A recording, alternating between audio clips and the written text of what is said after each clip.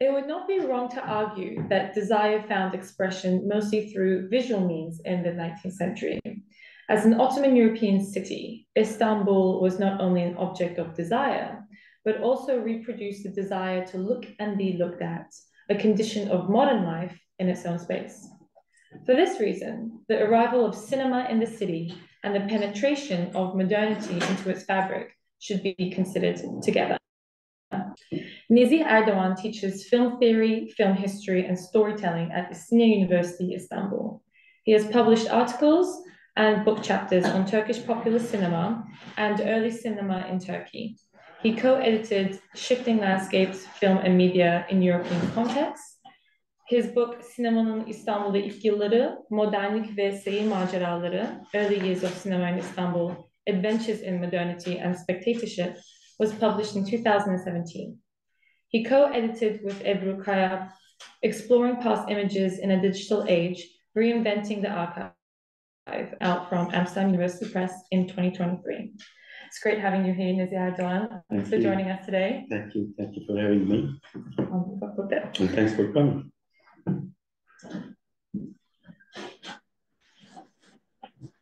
You can start anytime. Okay, so then let me share my screen.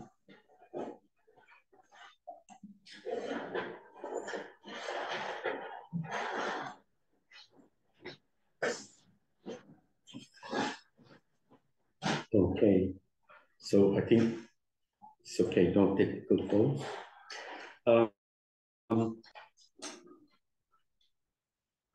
Istanbul is the third largest European city in the 19th century, after London and Paris. But maybe it was the first in terms of diversity, because it was multinational, multilingual, multi-ethnic, multi-religious. For instance, Lady Montagu in the 18th century, the wife of the British ambassador, she writes in her memoirs that 15 languages were spoken in Paris. And lots of people, you know, Arabs, Greeks, French people, English people, Germans, Turks, Armenians worked in her household. So it was a, you know, she describes it in a very poetic way, a medley of sounds.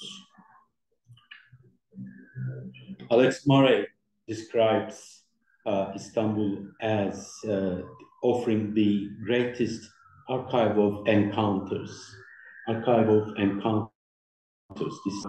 This is a very useful concept, and it's very, you know, mind-opening. Because all these encounters give us stories, and some give us stories of modernization.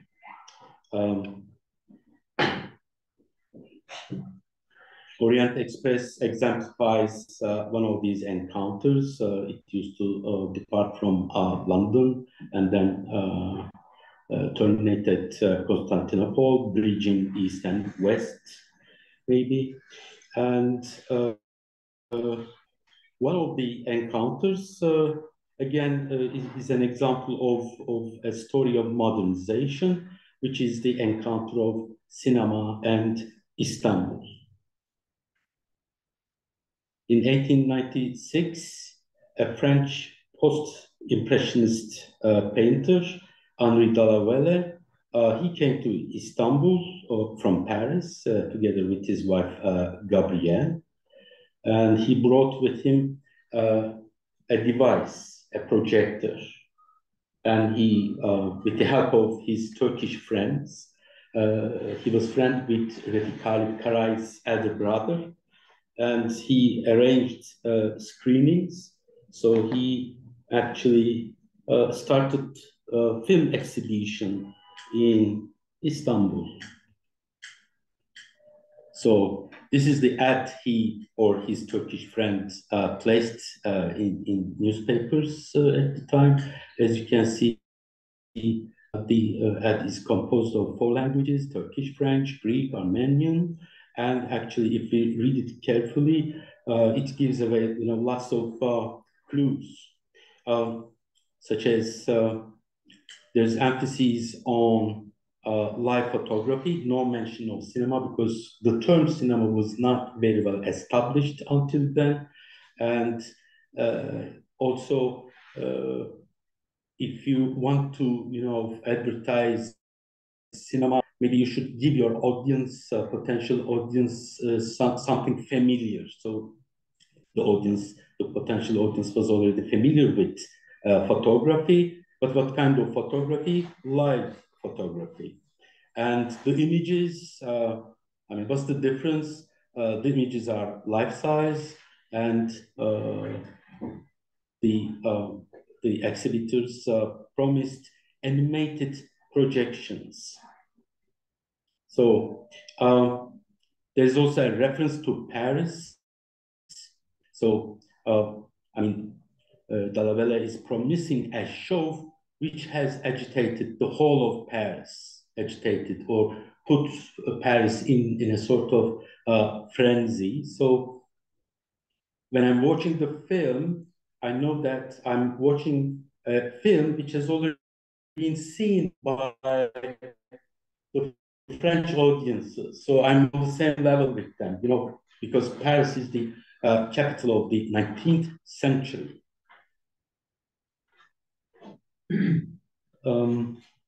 The projection, the screening, of course, took place in Pera, the European quarter or the European district of Istanbul. This image, it doesn't look so crowded like it is today.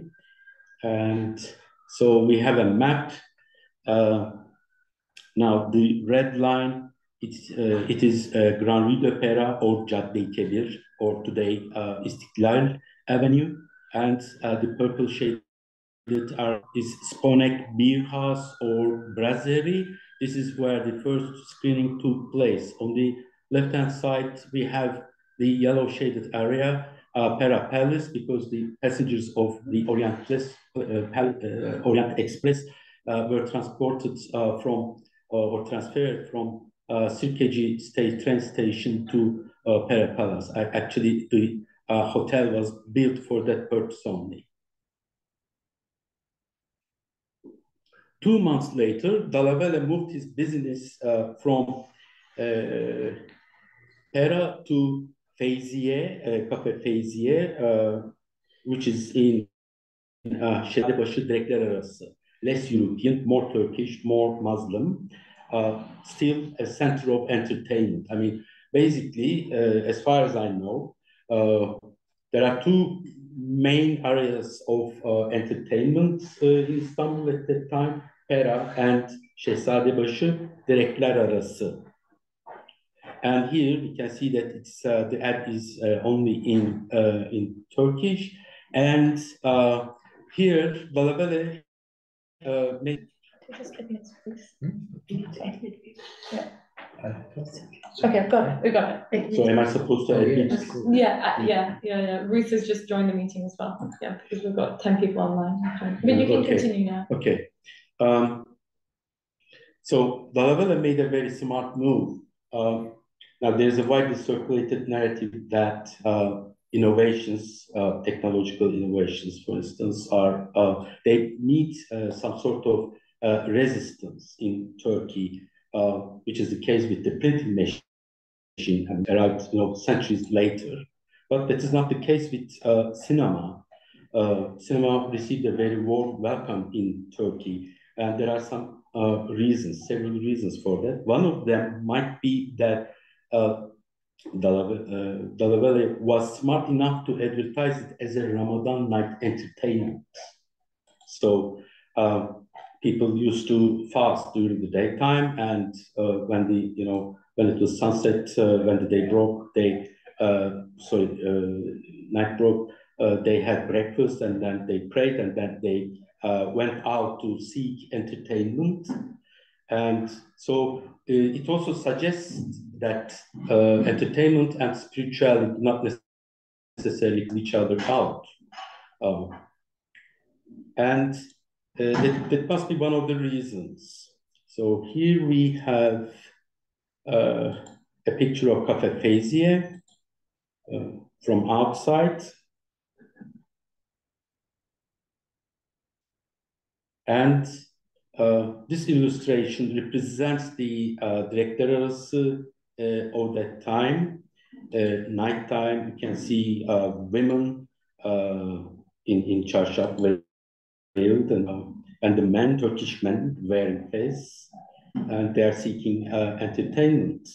I mean, on the posters, various forms of entertainment are advertised. And maybe I should here give a very short account of the popular entertainments of the time.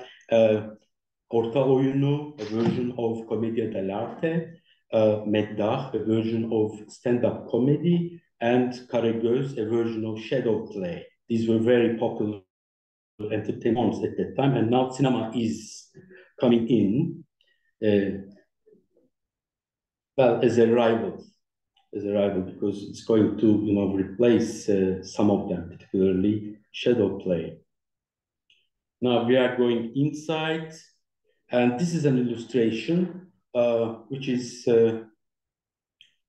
actually there are lots of inaccuracies in this illustration. Even the direction of the train arriving at the station, it's wrong. Each time I attempt to discard this image, something stops me.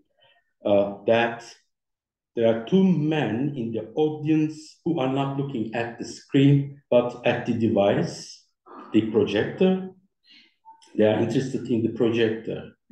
Now, I have a colleague of mine who interviewed some traveling exhibitors, film exhibitors, and he interviewed this man films to nomads, Yörük, in the Taurus Mountains. This is a very recent thing. And during the screening, the nomads, I mean the audience, they were not looking at the screen, but they were looking at the projector. And this poor man had to warn,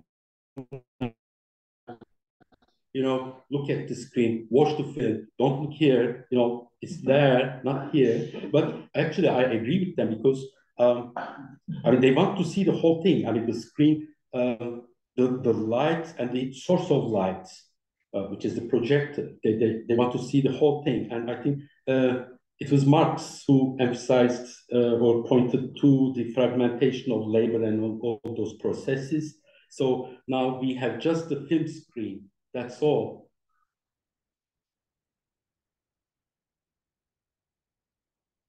Another thing, the speed of the film, it was 16 frames per second. Therefore, it caused jerky movements. I mean, the bodies that were projected on the screen, they were making gesticulations, jerky movements. That's how it appeared. And another thing, the light going through the projectors, it caused flickering images. I think in the early years of cinema in Britain, films were called flickers because images. The flicks, yeah. Images flickered. Yeah. Huh? We call them flicks. Yeah, short for flickers. Yes, So yeah, but that caused eye strain. So, and also it shortened attention span. So it was not very easy to watch, 2-hour, 3-hour features. They had to be 10 minutes, 15 minutes maybe.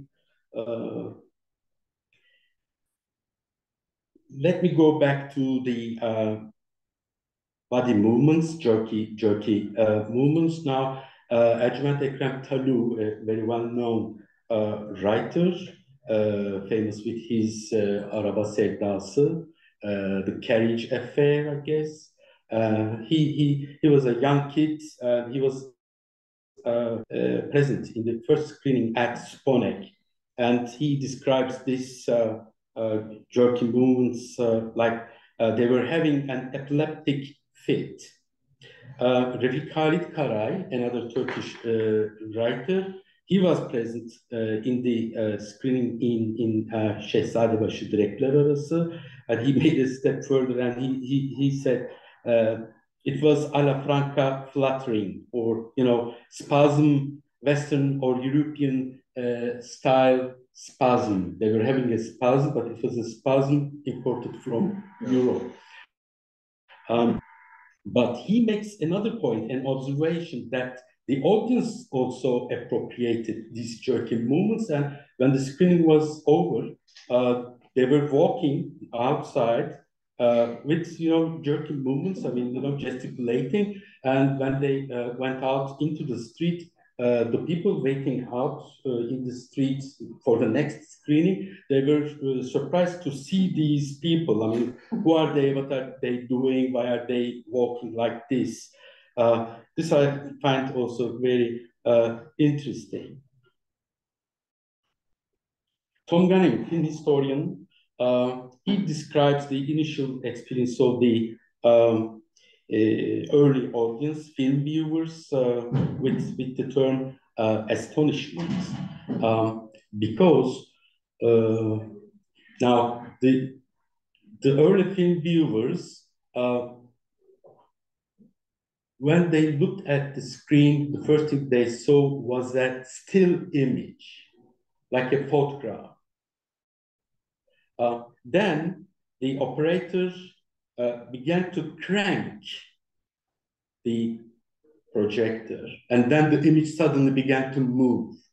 So they were astonished, and it was like, if this glass, begins to move suddenly, we would all be astonished. This is what they experienced. But next to astonishment, I would like to introduce another term I got from Ottoman historian Cemal Kafadar, hayret. Hayret means to be amazed by something, some sort of miracle, or to marvel at a miracle. And it has a very long history, not only in the history of religion, but also in the history of visual arts. For instance, we have this miniature. Now, in the early times of Islam, people, the men of his tribe came to the prophet, and they challenged him. Well, if you are really a God-sent prophet, prove us. I mean, show us a miracle. Pointed at the moon. The human head, it's actually the moon, and the moon was split into two. So these people, they are looking at the moon, and they are amazed. So they are in a state of hayret. They are, they are marveling at this, performance.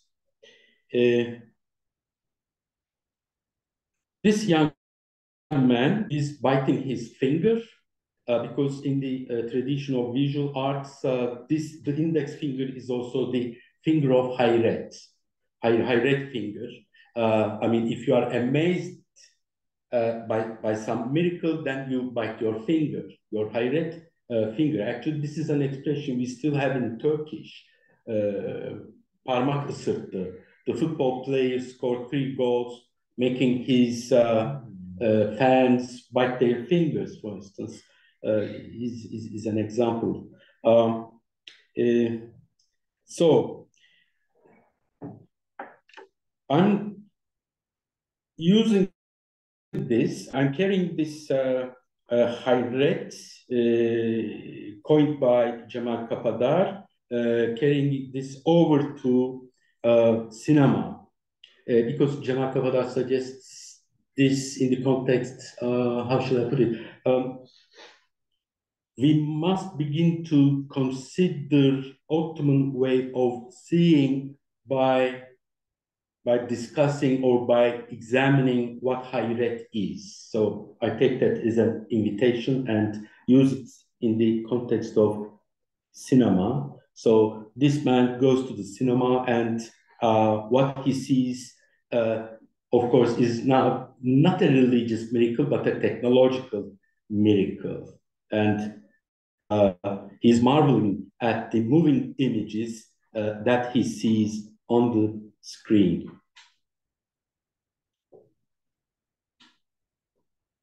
Now, let me go back to the slide I have already shown you. And now I have shaded two writings. Now I want to move on to Karagöz, the shadow play. The yellow shaded areas, I mean, one of them is cinema, the other is Karagöz, shadow play. So advertised side by side. And shadow play, perhaps it may be considered as a precursor to cinema. And also Hayret is frequently used in the opening songs of Karagöz, the traditional Turkish shadow play, because Karagöz has some implications in terms of Sufi tradition. And Hayret is also a state in the Sufi doctrine. And shadow play and cinema, they are striking resemblances. Here, for instance, we have a very happy audience enjoying a show of Karagöz, and this might have been a film screening. Only the light is not dim. I mean, the place of projection is not darkened. Apart from that, it's more or less, you know, a film screening.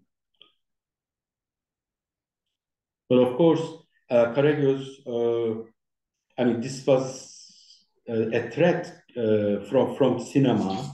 It was a rival, because cinema was a rival medium to these entertainment forms, not only shadow play, but also commedia dell'arte or Medda.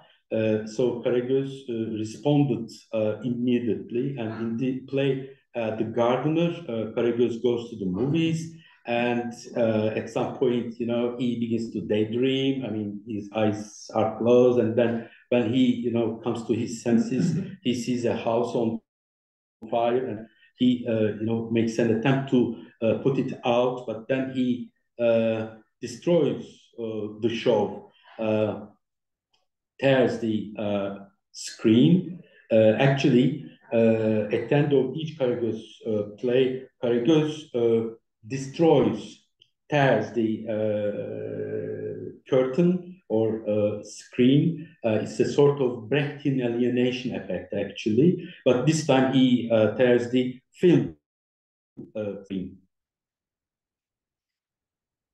Now, I'd like to introduce a very prominent figure in the history of cinema in Turkey, Zygmunt Weinberg, a Polish Jew, Romanian citizen based in Istanbul. Now, Weinberg,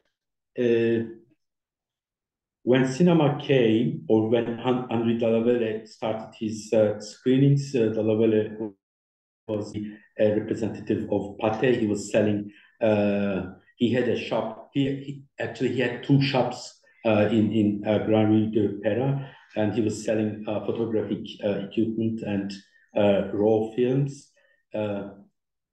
Here we see him in this ad, we see him taking a photo of a train, and he opened the first permanent cinema-specific building. So here we have the same slide, but this time the red shaded area is the place which was used as regular film screenings. Pathé Frere's Cinema Theater. This was in 1908. Pera is still there. Pera is very important because Weinberg got the electricity from Pera. There was no city grid then. People, I mean, film exhibitors or managers used to import dynamos, and then they had to use dynamos for projection. This is the interior of Petit Champ. I mean, actually, this was a building owned by the city municipality, and now the projection machine, which was in the audience previously, it was now moved into a booth covered with concrete walls and iron door, because cinema fires was a serious at that time, so they had to take those precautions. But that made the projector invisible for good. This is the program of the first screenings. As you can see, the projection is divided into 3 parts, each part beginning or opening with some musical piece. They had to give some breaks. Now, I don't know the real reason, but they had to water the screen. Maybe it became too hot at certain points. So they had to, water and make it wet in order to prevent it catching fire. I don't know. I'm not quite sure. But they had to give breaks. These are all Pathé films, of course. So that is actually a milestone in cinema's penetration into Istanbul. So let me go through some images. The map of Istanbul. The red dot represents a venue, a film venue, and this is, of course, 1896. That's to say that's Sponek beer house where the first screening took place, and then it moved to 2 months later in February. It moved to Renkler Arası, and then let me go very quickly. You will see how it accelerates. So a line is emerging. Of course, that's Grand Rue de l'Opéra. Could you make the screen bigger, if that's possible? Right, slideshow. Just get the slideshow. If you double click on it. Which one? Let's go to slideshow so we can see. Oh. Aşağı sağ değil mi? Oh, okay. Yeah, I got it. Sorry. But Okay. very quickly, no worries. That's better. Yeah.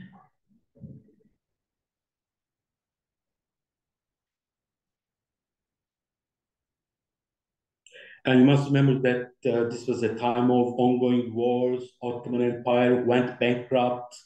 But I think particularly during the time of wars, people needed entertainment. So nothing stopped cinema, spreading across Istanbul. And as you can see, mainly there are 2 areas of consumption.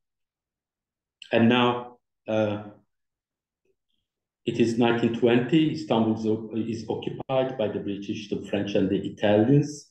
So money is coming in because the British troops are, the British officers, soldiers, their pockets are full and they're spending money in entertainment, actually. So this is more or less how it penetrated.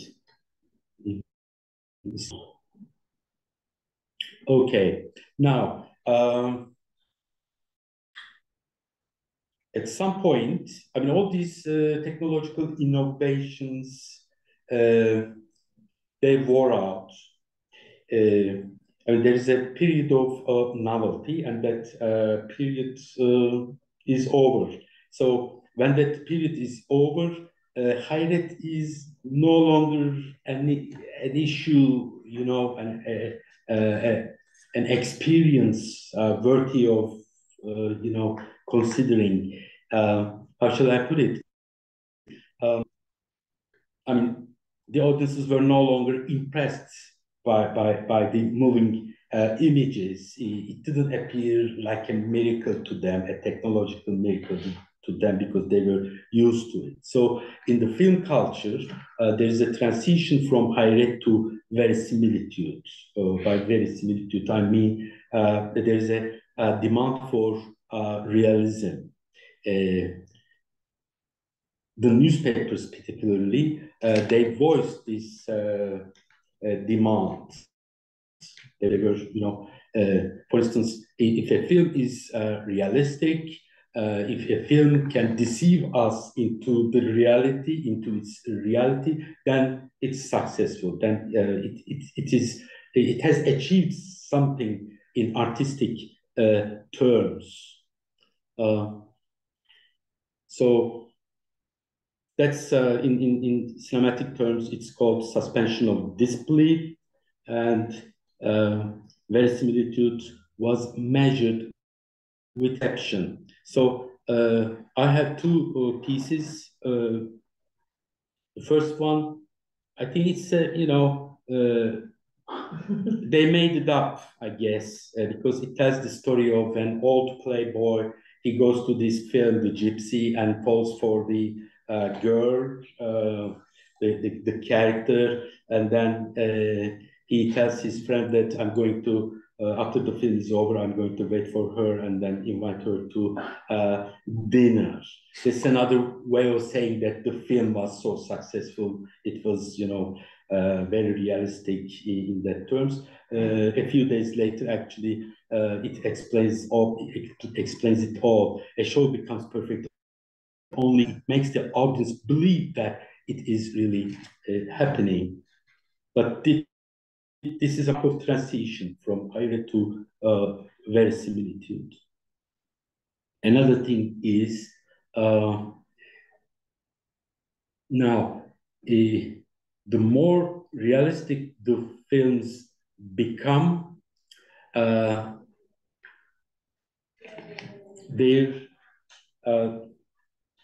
the more incomplete they appeared. Why? Because they were silent. The bodies, they were very realistic, the acting and all that, the story, the setting, everything is okay, but then you expect some voice to come out from the mouth of the actor, but silent, they are muted. So they were incomplete. So there was a growing demand for voice synchronized with the body. And the newspapers emphasized this again and again. We need sound, we need voice. Will Gammon be successful, in their entries in that regard? Okay, so I'm almost there. Just one more slide. Now here, until now, I have talked about the experiences of the cinema audiences, but this time I want to draw your attention to the people, Istanbulites, the people of Istanbul, in front of the camera, because this gives away a certain example of modernity, if I may say so. Now, here we see young people, because generally older generations, they're reluctant to pose for the camera. They don't want the camera, to record them. They turn their backs. Sometimes they even attack the camera operators. But here we have young people. First, they think that it's a photo camera, therefore they stand still. And then when they realize that it's actually a film camera, they begin to act. They stage themselves for the camera. As you can see, there's this young man on the right side. He has already begun to make these funny faces. And in the second frame, we have two young kids. One of them is holding a piece of paper. Maybe it's his identity. Maybe it's something that he's proud of. I cannot figure out what, but they are very happy. They are enjoying themselves. But these two images also reveal to us the fact that they're actually splitting their subjectivity into subject and object. By acting, they are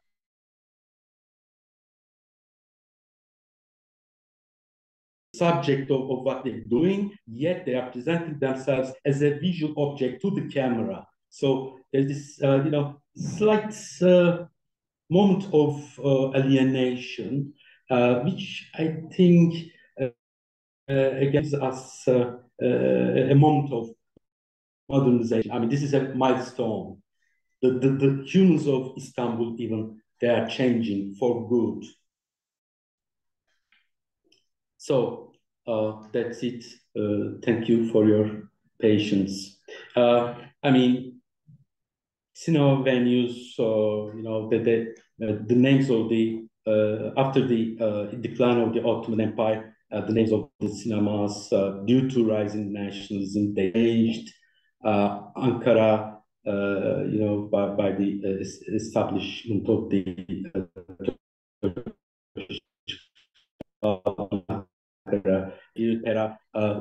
has been the center of attraction until recently, but that's all together another story.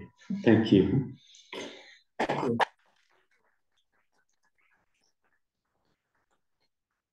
going to stop screen sharing, so yeah, I mean, and also see our audience as well.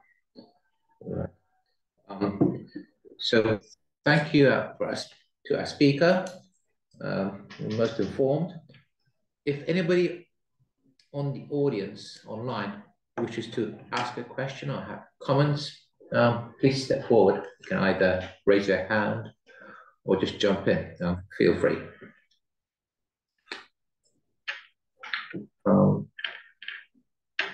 So can I start the question? So clearly, the film world started with foreigners.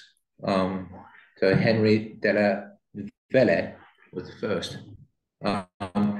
Do we know much about his background? Like, did he do similar work first in his home country, then come, or did he was he, shall we say, already experienced before he came to the Ottoman Empire in doing film screenings?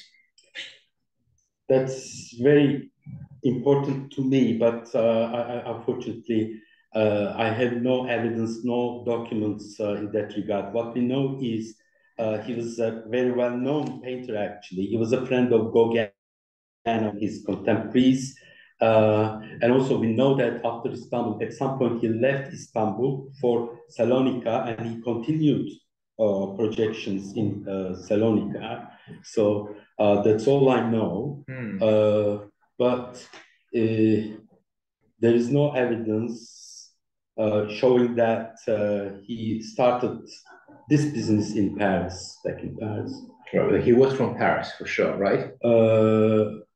Well, he was based in Paris. I mean, he practiced art in Paris. That's so what we know. He was a fine artist who obviously got that this technology is developing, and maybe tried his luck in Istanbul. And so interesting, he went from fine art to this technology. But he continued practicing art. I mean, the painting, that's an auto-portrait. We see him sitting in his living room in the slide. That's his painting. So he also has paintings of Galata and some other parts of Istanbul. Okay. I know it's a bit slightly different, but the photography world was also similar. And the foreigners coming in and setting up shop. And do we have any evidence any of these photographers themselves then going on to becoming film makers or dabbling in that? So because there's obviously a connection between photography and moving pictures. Any evidence of these early photographers? I think they stayed with photography, but I know that Van Gogh was a photographer, and also there's a Greek photographer, Vafiadis. Contacted the Lumiere brothers, and he told them that he's going to write an article on cinematograph. So he asked for some drawings, and he sent Lumiere brothers sent the drawings to Vafiadis, and he published an article in this famous periodical Servet-i Fünun, Treasure of Knowledge, and then returned the drawings. So maybe he also made some films, but obviously were very much, into cinematography, because it was just like photography. It was, basically it was the same thing. Were the films then essentially European films being projected, or were there films made locally as well with Initially, they were all actually. Dallavere showed Georges Méliès films. Okay. Mostly they were French films. Also, Weinberg showed Pathé films, which are French films, of course. And Italians came in, American films, and at some point during the war, Turkish army people, officers, they shot films, but they were more like actualité films or reels, and they were not feature films. So they were recording maneuvers and real war scenes, and they used to be screened before the features. First, they were showing these actualité films, and then the main attraction. Like a documentary. Yes. Yeah. So how long was it before films were produced by Turkish directors? Well, the first feature made in 1917. Okay. The Spy and the Claw. Okay. And then I guess the Yeşilçam movies, which the Green Pine movies, they came about much later, 60s. Oh, 60s. The 60s, yeah. I wonder what influenced them, because it was a very specific genre, which was quite like erotic Turkish movies. Erotic? Wasn't it? Like that's how. Some of them, yeah. So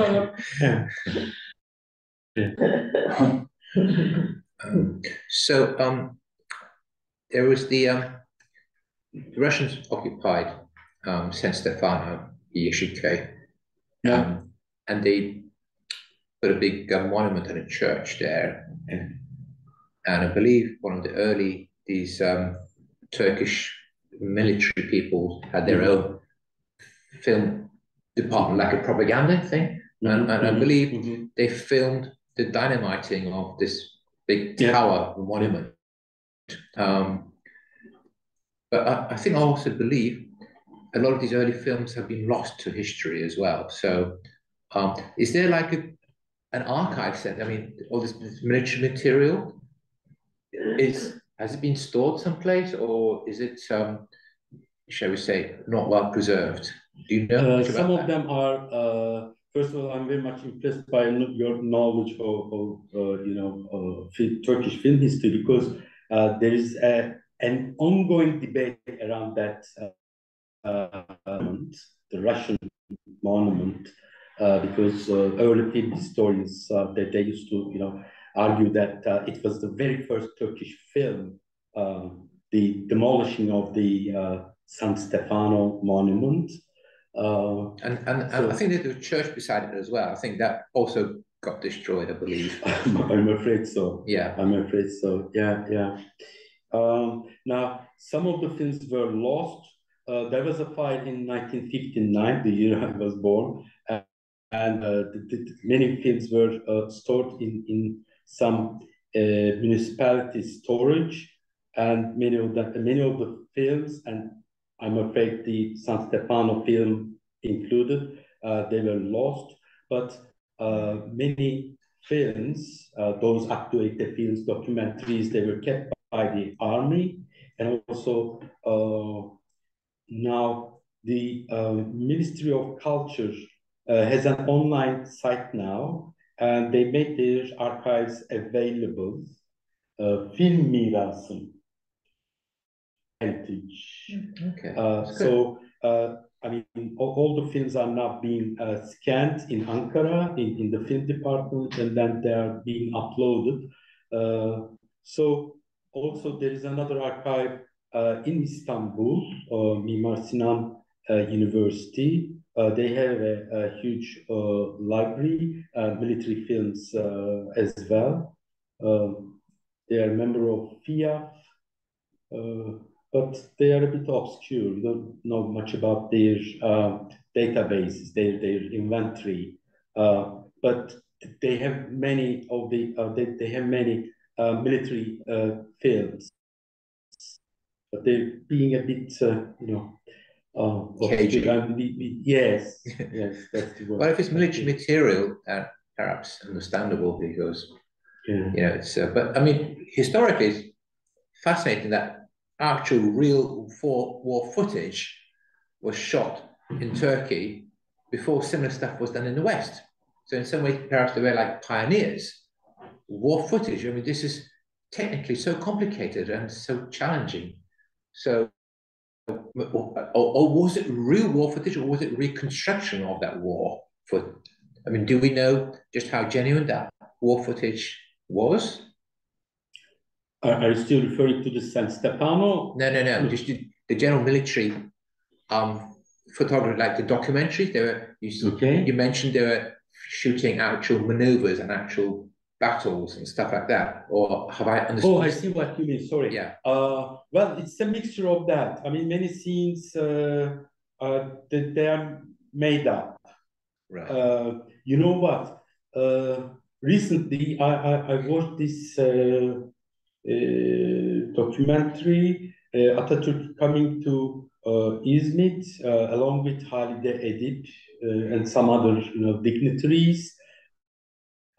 So there is a scene where he's having a conversation with these people, and then there is a strange cut, and then we see that he's repeating the same scene. Obviously, the camera operators told Atatürk that, well, sir, it didn't go right, so can we please repeat this? So it was a very common thing. Some things were, just, set up, but I mean, there are some scenes that you cannot do it in your studio. So it must be a mishmash of both. But it still seems ahead of its time. I mean, from what little bit I know, they were well with, going up, maybe even ahead of the Western world in documenting military maneuvers and action, shall we say, on cinema. As I said, it must be so difficult with primitive equipment to do that on open air and stuff like that. Huh? I agree. But now, Fuat Uzkunay was an army officer, but he was also one of the first camera operators. And Zygmunt Weinberg also worked for the army or military film department. But I think Germans were also on stage. I mean, they were helping. Turkey and Germany were allies, so they were exchanging things, and maybe some German camera operators were already in Istanbul. We know that Michael Curtiz, the director of Casablanca, was in Istanbul making war films, not for the Ottoman departments, film department or military departments, but for Sasha and then the Austrian government. So, it was very international. I mean, so some I have difficulty in making out which is which. I mean, are they really ahead of the Europeans? But, the Europeans are already there. So, I mean, it's difficult to come to, precise conclusions. And would you term these the effort behind all this movie making by the military to forge the idea of this new nation? Was it part of that drive?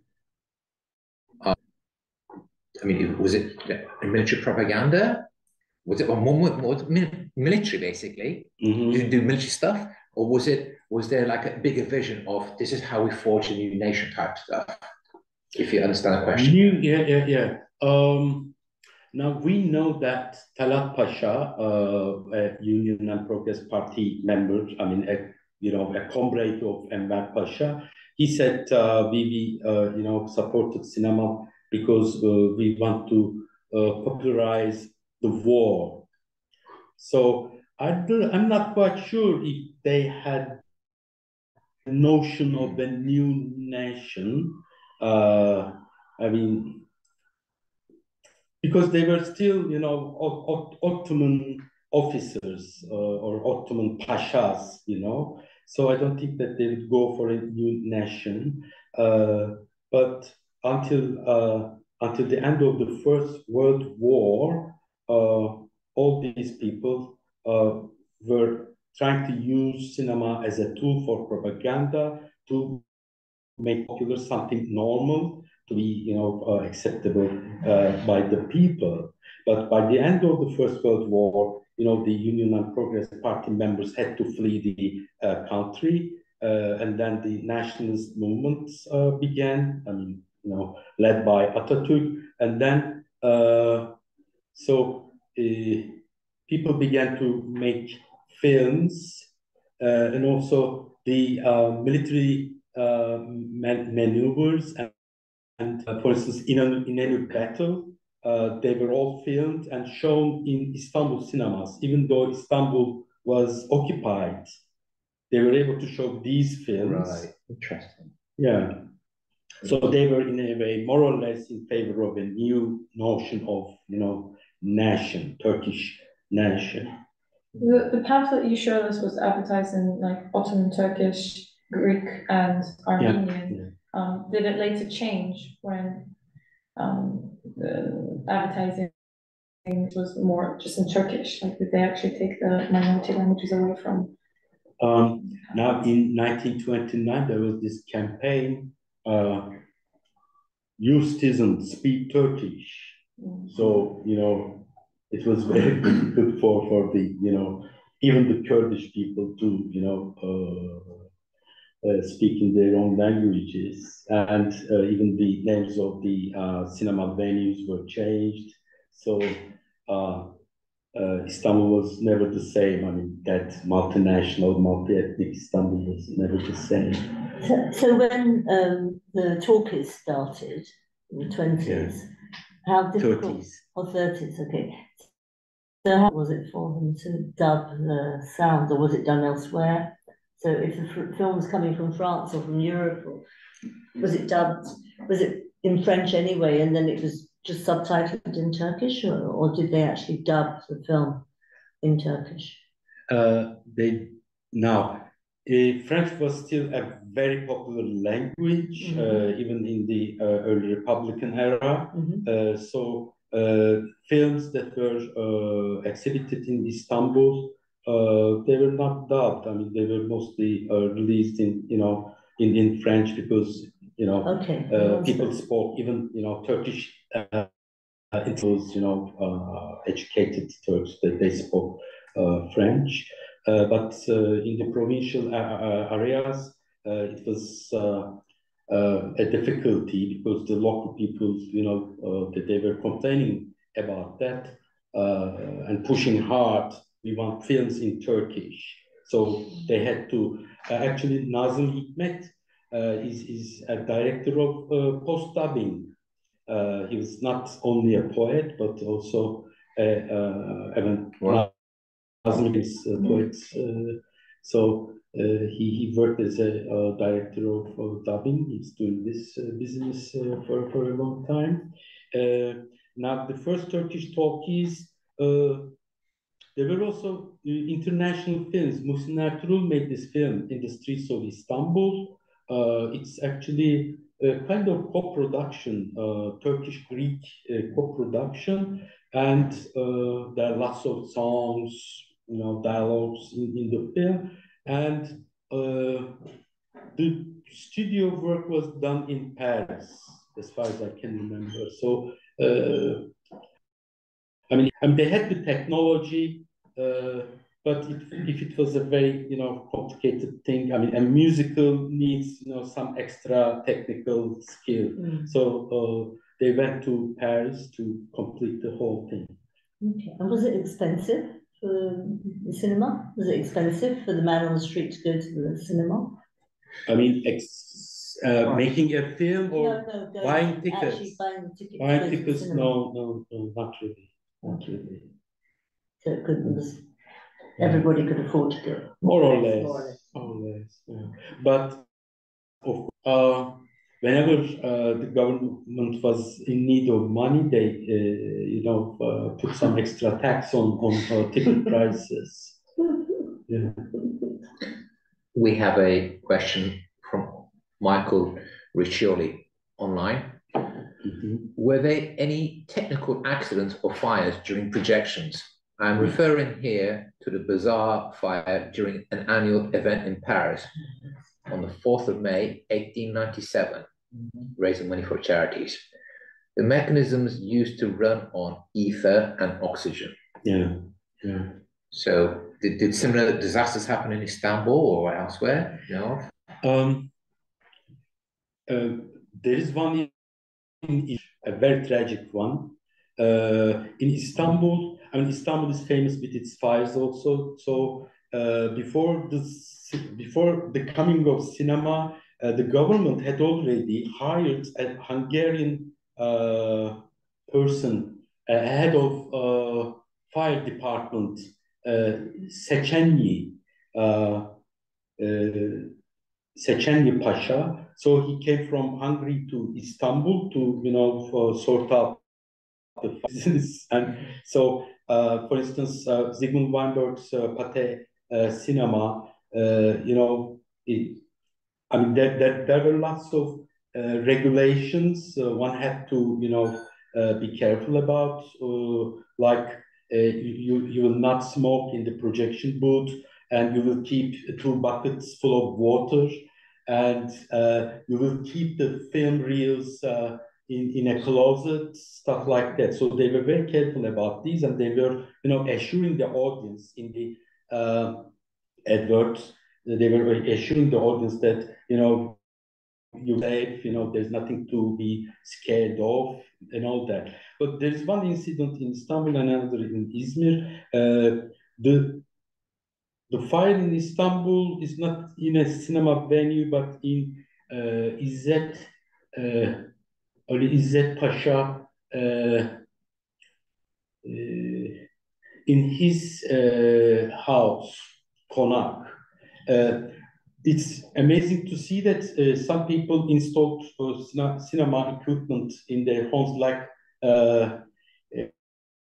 home cinema, home theater, exactly. And so this man installed a cinema equipment. He invited people for the show, but then the man who was responsible for threading the film strip, he was smoking, and the film, it's a nitrate inflammable substance. So the whole house burned down, and the maid sleeping upstairs, she lost her life. The one in Izmir is more tragic. So I think the projectors in the projection booth, and one of the reels, got fire. He kicked the reel from the stairs. It was about to go out into the street, but somebody else, gave a kick to it, so it came back and went into the box office, and there were film reels in the box office, so they were boom. And the cinema venue was just painted with oil, so the whole place was in fire. People they began to throw themselves into water. It was near a spring, and İsmet İnönü's wife's sister, I think she got killed in that accident. When was that? In the 30s? When was that? 20s, late 20s. So since it was İsmet İnönü's, I mean, the prime minister's relative, even in Australia, there were news, I mean, it was printed in, in newspapers. Can I ask a question about, you mentioned when you showed us those maps with the proliferation of cinemas in both the European and Asian part of Istanbul. What were the names like in the pre-Republican period? Were they foreign names or were they Turkish names of the cinemas in the pre-Republican period? And also, were they independently owned or were they franchises? Because there were so many. Some of them are independent, some of them were franchises. Now, we can clearly see that the names were changing, and mostly they were, the names were French, even Russo-American, not American, but American, I mean, the way it was spelled in French. It was a cinema run by the Russians, by the way. But by the early Republican era, the names changed. But then there are exceptions, some foreign names like Star or some other things. But a great majority of cinema venues changed their names and assumed more nationalistic, names.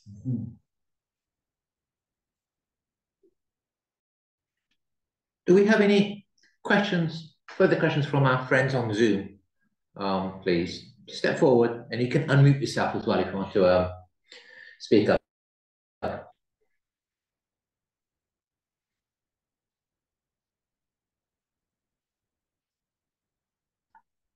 Was there favoured actresses, that everybody rushed to see? Asta Nielsen was very popular. I mean, Charles Chaplin and Asta Nielsen, at some point Marlene Dietrich, and then Rudolph Valentino. Oh, yes. These were very popular names. Pina Menichelli, an Italian. Clara Bow. Pardon me? Clara Bow, one of the first. I don't remember coming across her name. Yeah, but American, French, and Italian films were very popular, and these were very popular, very well-known names. I think Michael has a question. It's asking about any censoring. Was there any censorship back then? Not really. I mean, of course, they were being controlled, but there were no regulations whatsoever in that regard. I mean, there were even some cinema venues, some of them were even showing erotic films, and they were advertised as blue films or noir nights. And when you say noir, do you mean like horror movies? No. These were erotic films. Oh, see, okay, right. Okay. I'm not familiar with the term, right? Noir and bleu. Okay, right. And ladies, please don't this film. This is for men only. They were warned. And gentlemen, you will pick the program at the box office. We're not giving it here. Wow. So, yeah, there is a survey done by Americans in 1922, and they were complaining that there was no censorship. But then, when Istanbul was occupied in 1918, by 1919, the commissioners, particularly, they began to control films. I mean, they were seeing that cinemas were not used for propaganda purposes, so they prohibited the screening of Bulgarian, German, Austrian, and Hungarian films. And also they were more careful about, films being not so suggestive. But you said they showed a movie of the Battle of Inonu. Yes. So very, the censorship was obviously patchy, wasn't it? Because that, to me, would be completely against their interest, because they want to stay in Istanbul probably forever, don't they? Yeah, I'm very puzzled. I mean, how come they were able to show those films, and they even advertised those films in the newspapers while the occupation was still going on? So, yeah. They maybe didn't expect the result to be as it happened. Well, It was still during. Yeah, they're probably more obsessed about the German influence. Because when the British occupied Istanbul, the first thing they did was kick out all the Germans and Austrians. Yeah. And they occupied Teutonia, the big club in Galata, and they stole all the valuables like chandeliers, etc. And they're still in Britain. And the bottom area, they put their horses there. On marble floors, they had their horse stable there. Because they just hated Germans so much, because a lot of them had fought in the Western Front, of course. So they were awful. They plundered all the abandoned German properties or valuables. It's that's war basically. It was the losers. The German properties. Yeah, because before the war, 1 in 100 of the population of Istanbul was German. They were the major merchant community. I mean, Istanbul was very multicultural, so there was huge communities of Europeans, and Germans occupied multiple strata. So they were both high, particularly military, for example, Krupp, guns, etc., like Huber, etc., bringing them in. And the Huber mansion on Bosphorus was occupied by British. British left, then the Turkish authorities occupied it, and still today is one of the presidential palaces as well. So you could say there was never restitution. Still final multiple rows. Okay. Any more final questions from here or from online, please? I have one last question. The map you showed with all the cinemas, I wonder how many of them exist today, because I remember in high school we used to go to all these, these independent cinemas, like down in the passages, like Atlas Passage and all the Room Passage. Atlas Cinema is still there. Yeah, and and there's now a museum in the same passage, film museum. So next to Istanbul, you must visit the film museum, because it's very well. It's very nice. But many of them, they moved to shopping malls, so, and the others are struggling. Yeah, like Riyadh cinemas. Riyadh, I don't know Riyadh, but El Pazar, for instance, and Alhambra, they were closed down. Alhambra was an architectural statement, but now it's closed, unfortunately. But so for example, Alhambra, because obviously that's iconic. It was. And is the building itself being preserved, or is it going to be completely mucked up for development purposes? Do you know what's happening there? I really don't know. I mean, it was a basement cinema. No. No, Alhambra is one of the indeed. I mean, the interiors were very fascinating, and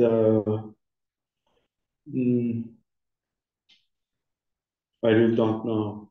I'm sorry. I should check that. Yeah, that's okay. Well, all these cinemas, this proliferation of cinemas, were they all specially designed architecturally for cinemas, or were they just buildings that were repurposed? And you had this many of them were repurposed. I mean, they were theaters, for instance, or some other buildings, and then repurposed. But Alhambra and Cinema Magique. They were cinema-specific buildings. Okay. Yeah. Cinema Magique is actually the facade. They kept the facade of Cinema Magique in Taksim. But the rest is gone, only the facade. Yeah, it's so sad. Well, it's the same across Great Britain as well. Yeah. Across the world.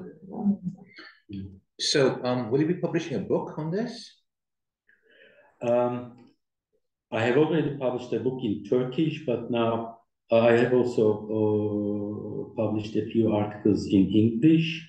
But I'm still working on this, and I want to, in the not so distant future, I want to publish a book in English as well. But I want to add a chapter on cinema in occupied Istanbul.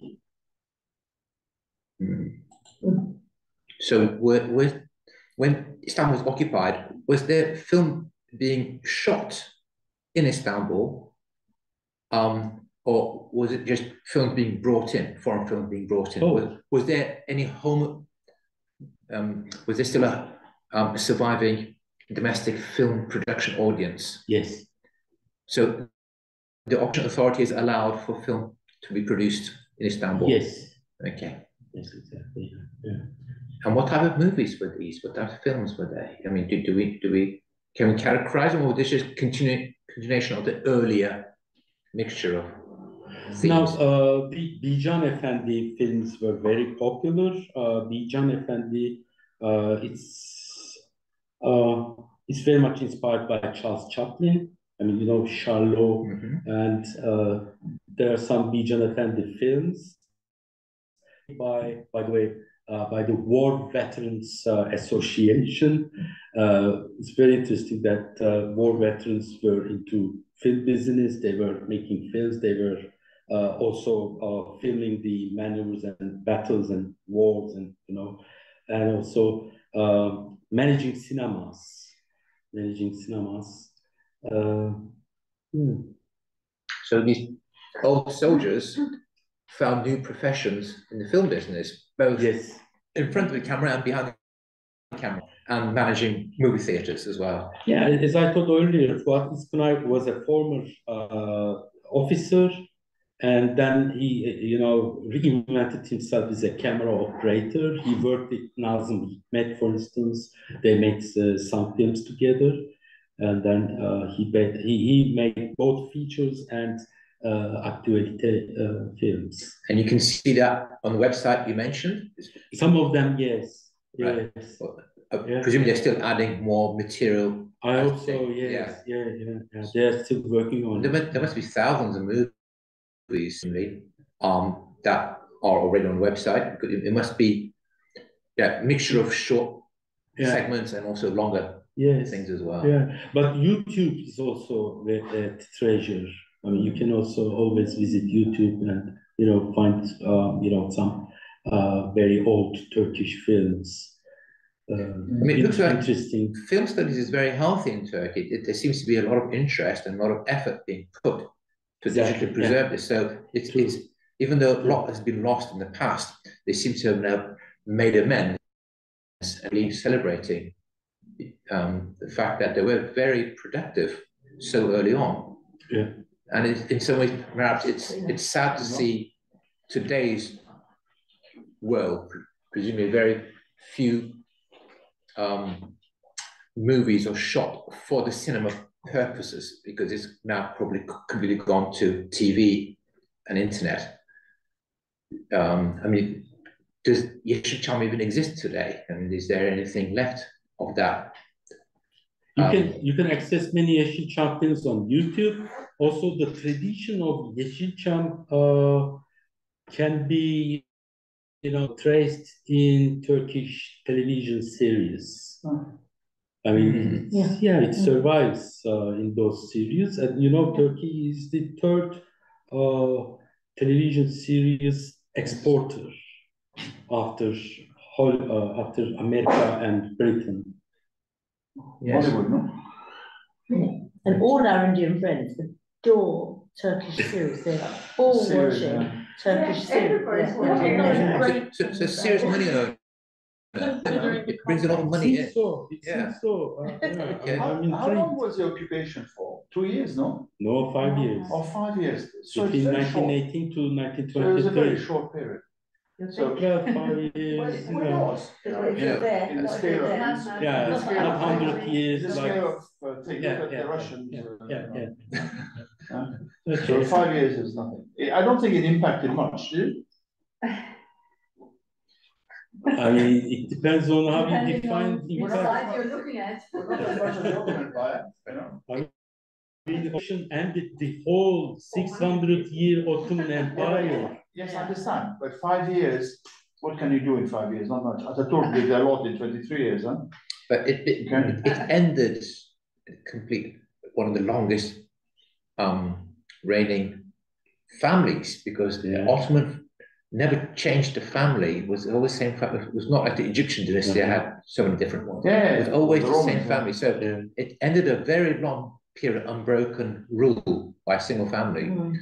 So You can't also, don't forget, Ataturk was against the Ottoman imperial family too, by Sure. that point, yeah. Sure. Yeah. Turks overturned the dynasty. It wasn't the Allied occupation. Yes, exactly. Yeah. That's It was a right. Turkish coup. Yeah. They were tired of the Ottoman dynasty by then, yeah. It's time for change. It was a revolution like Russia. Yes, Yeah. or France. Yeah, Exactly. yeah, exactly. Thank you. okay, I think on that Very note, we'll interesting. say thank you very much for speaking.